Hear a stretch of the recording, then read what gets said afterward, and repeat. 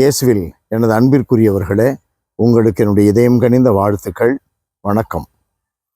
இன்றைய நற்செய்தி பகுதி யோவான் நற்செய்தி 13வது அதிகாரம் 21 33 முடிய. இயேசு மிகவும் உள்ளம் கலங்கியவராயிருக்கிறார். அவர் கடைசி இரவு உணவு வேளையில் இருக்கிறார். ஆனால் மிகவும் கலங்கி போயிருக்கிறார். அவர் உணவு அருந்துகின்ற அந்த இடத்திலே தன்னுடைய திருத்தூதர்களோடு இருக்கிற சமயத்தில் யூதாஸ் இஸ்காரியோத்தும் அங்கே இருக்கிறான். இயேசுவை காட்டி கொடுக்கிறவன் அவனோடு சேர்ந்து இப்பொழுது உணவு அருந்துகின்ற வேளை. உள்ளம் கலங்காமல் இருக்குமா? 2 நாட்களிலே இயேசுவை அவன் காட்டி கொடுக்க போகிறான் என்று இயேசுவுக்கு நன்றாக தெரிந்திருந்தது. அந்த சூழலில் ஆண்டவர் இயேசு என்ன செய்கிறார் பாருங்கள். இயேசுவின் சீடருள் ஒருவர் அவர் அருகில் மார்பு பக்கமாய் சாய்ந்திருந்த அவர் மேல் இயேசு அன்பு கொண்டிருந்தார். அவருக்கு பேதுரு சைகை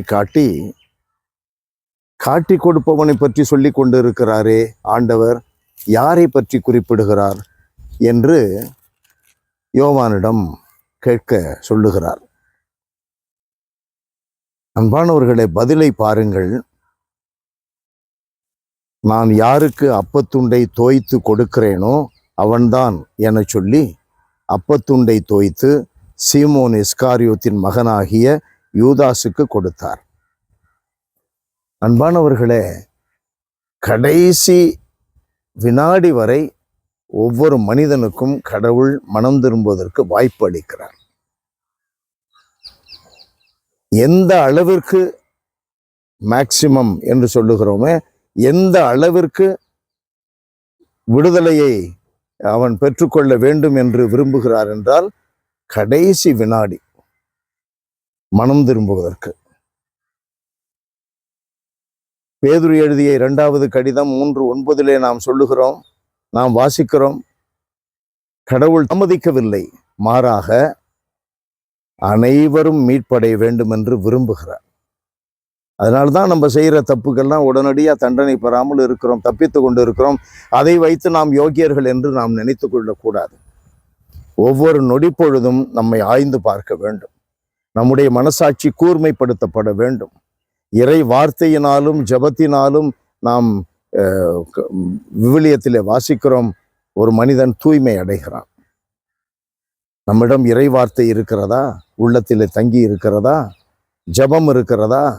அப்பொழுதுதான் உண்மையாகவே இயேசுவை பற்றி கொள்ள முடியும், இயேசுவை பெற்று அனுபவிக்க முடியும். இப்பொழுது அப்பத்தை பெற்றுக்கொண்டான். அடுத்த வசனம் நமக்கு சொல்லுகிறது, அப்பத்தை பெற்றுக்கொண்டதும் சாத்தான் அவனுக்குள் நுழைந்தான். அப்பத்தை பெற்றுக்கொண்ட பொழுது இயேசு அல்லவா அவனுக்குள்ளே புகுந்திருக்க வேண்டும். கொரிந்தியருக்கு எழுதப்பட்ட முதல் திருமுகத்திலே நாம் வாசிக்கிறோம், 11வது அதிகாரம் 30 சரியான தயாரிப்பின்றி திருவிருந்தில் பங்கு கொண்டால் தன்மேலே தண்டனை வாரி கொட்டிக்கொள்ளுகிறான் என்று. நாம் ஒவ்வொரு முறையும் திருவிருந்தை அருந்தும் போது மட்டுமல்ல, மற்றவர்களோடு தொடர்பு கொள்ளும் பொழுது, குடும்பத்தை நிர்வகிக்கும் பொழுது, பங்கில் ஊழியம் செய்யும் பொழுது, நம்முடைய அன்பியத்தில் நாம் நம்முடைய கடமைகளை செய்யும் பொழுது, நம்முடைய பெற்றோர்களுக்கு அல்லது பிள்ளைகளுக்கு கடமைகளை நிறைவேற்றும் பொழுது, ஜெபிக்கின்ற வேளையில், எல்லா வேளைகளிலும் நம்முடைய உள்ளம் இயேசுவினுடைய வார்த்தையை தாங்குவதாக இருக்க வேண்டும். இயேசுவினுடைய உள்ளத்தோடு நாம் இணைந்து ஜெபிக்கின்றவர்களாக இருக்க வேண்டும். இல்லாவிட்டால் காட்டி கொடுக்கிறோம். அன்பு நிறைந்தவரே, எங்களுடைய அன்றாட சாதாரணமான நிகழ்வுகளில், அனுபவங்களில் ஒவ்வொரு நொடி பொழுதும் கூட நாங்கள் ஆய்ந்து பார்த்தால் இறை அனுபவமாகவே இருக்க வேண்டும் என்பதற்கு நாங்கள் தூய்மையாயிருக்க வேண்டும், உண்மையாயிருக்க வேண்டும், தெய்வ பயத்தோடு வாழ வேண்டும்.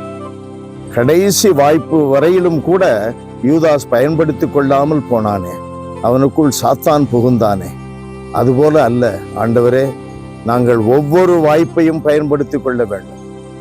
எசாயா 55:6 வாசிப்பதை போல கடவுள் அண்மையில் இருக்கும் பொழுதே அவரை நாடி செல்லுங்கள்.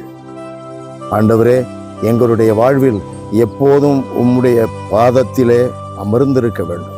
உம்முடைய வார்த்தைகளை கேட்டுக்கொண்டிருக்க வேண்டும்.